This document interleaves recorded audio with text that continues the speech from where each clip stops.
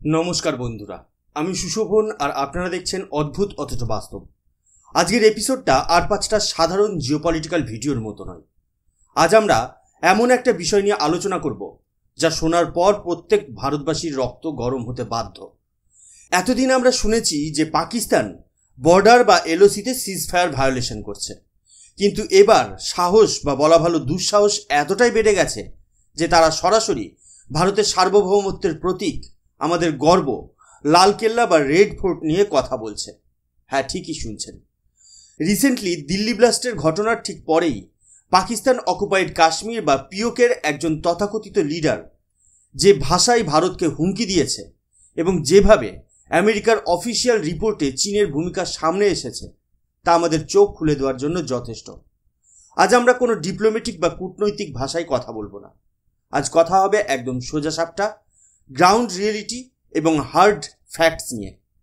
আজকের এই আলোচনায় আমরা পাকিস্তানের সেই ফাঁকা বুলি থেকে শুরু করে আমেরিকান কংগ্রেসের সেই বিস্ফোরক রিপোর্ট সবটার পোস্টমর্টম করব। আপনারা পুরোটা শুনবেন, কারণ গল্পের শেষে এমন একটা টুইস্ট আছে যা পাকিস্তানের মিডিয়া এবং তাদের ইন্টেলেকচুয়াল লেভেলকে বিশ্বের সামনে নগ্ন করে দিয়েছে। তাহলে চলুন সময়ের অপচয় না করে সরাসরি মেইন টপিকে ঢুকে পড়া যাক। বন্ধুরা, রাজনীতি বা জিওপলিটিক্সে একটা কথা খুব প্রচলিত আছে, timing is everything. Delhi blast হলো আর ঠিক সেই কয়েকদিনের মধ্যেই সোশ্যাল মিডিয়ায় একটা ভিডিও ভাইরাল হয়ে গেল। ভিডিওতে যাকে দেখা যাচ্ছে তার নাম চৌধুরী এনওয়ারুল হক। কে এই লোকটা? সহজ ভাষায় বলতে গেলে পাকিস্তান পিওকে বা পাকিস্তান অধিকৃত কাশ্মীরে যে পুতুল সরকার বা পাপেট গভর্নমেন্ট বসিয়ে রেখেছে, ইনি হলেন সেখানকার প্রাক্তন তথাকথিত প্রধানমন্ত্রী।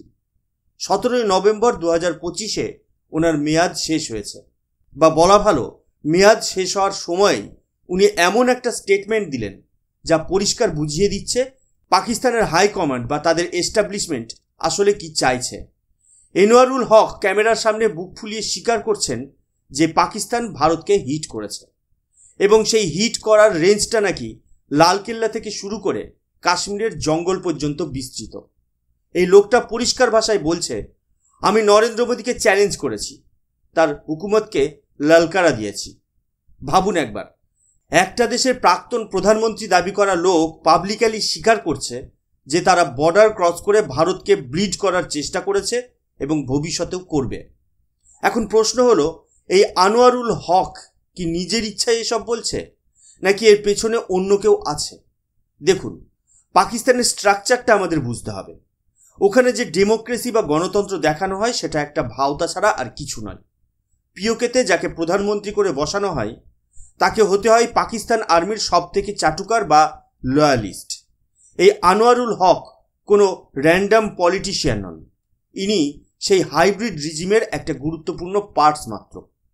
ভিডিওতে উনি দাবি করেছেন, আমরা লালকেল্লা থেকে কাশ্মীর পর্যন্ত ঢুকে মেরেছি, আমাদের শাহিনরা এমন মার মেরেছে যে আজ পর্যন্ত ইন্ডিয়া তার গুনতি শেষ করতে পারেনি। উনি এখানে 4000 জওয়ান এবং 400 অফিসারের শাহাদাতের কথা বলেছেন। মানে উনি গ্লোরিফাই করেছেন সেই সমস্ত জঙ্গিদের বা সোলজারদের যারা ভারতের বিরুদ্ধে প্রক্সি ওয়ারে মারা গেছে। কিন্তু বন্ধুরা, এখানে সব থেকে ইন্টারেস্টিং পয়েন্ট হলো ওনার কনফিডেন্স। একটা ভিখারি দেশের নেতা হয়ে ভারতের মতো গ্লোবাল সুপার পাওয়ারকে হুমকি দেওয়ার সাহস এরা পায় কোথা থেকে? এর উত্তরটা লুকিয়ে আছে আমেরিকার ওয়াশিংটন ডিসিতে এবং চীনের বেইজিংয়ে। আপনারা হয়তো ভাবছেন আমি হঠাৎ আমেরিকার কথা কেন বলছি, কারণ জিওপলিটিক্সে কোনো কিছুই আইসোলেটেড নয়। রিসেন্টলি আমেরিকান কংগ্রেস একটা রিপোর্ট রিলিজ করেছে। এই রিপোর্টের নাম US China economic and security review commission report. এই রিপোর্টটা যদি আপনারা খুঁটিয়ে পড়েন তাহলে অপারেশন সিন্দুর এবং ভারতের সাথে পাকিস্তানের রিসেন্ট কনফ্লিক্ট নিয়ে এমন কিছু তথ্য সামনে আসবে যা আমাদের চিন্তার কারণ হতে পারে। এতদিন আমরা জানতাম পাকিস্তান চীনের অস্ত্র ব্যবহার করে, কিন্তু এই রিপোর্টে পরিষ্কার বলা হয়েছে যে পাকিস্তান এবং ভারতের কনফ্লিক্টকে চীন ব্যবহার করেছে একটা ল্যাবরেটরি হিসেবে। হ্যাঁ, ঠিকই শুনছেন।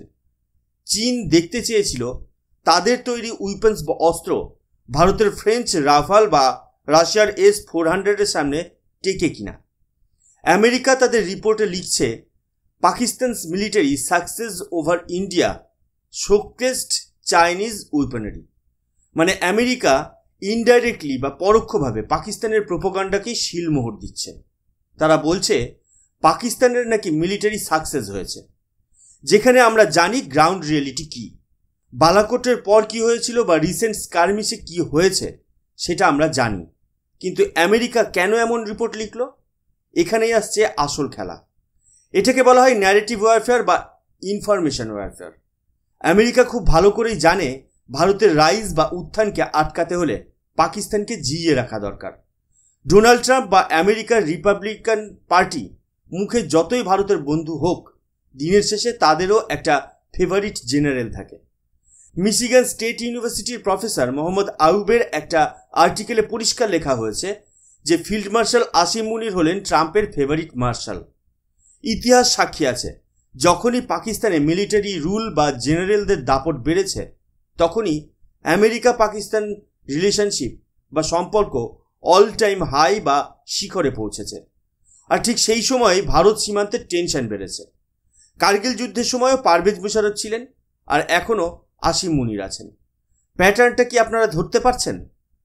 আনোয়ারুল হকের মতো নেতারা যখন লালকেল্লা নিয়ে হুমকি দেয়, তখন সেটা শুধু মুখের কথা থাকে না, সেটা আসলে রাওয়ালপিন্ডির GHQ থেকে লেখা স্ক্রিপ্ট। আর এই স্ক্রিপ্টকে ব্যাকআপ দিচ্ছে আমেরিকার মতো সুপার পাওয়ারের ডিপ্লোম্যাটিক রিপোর্ট।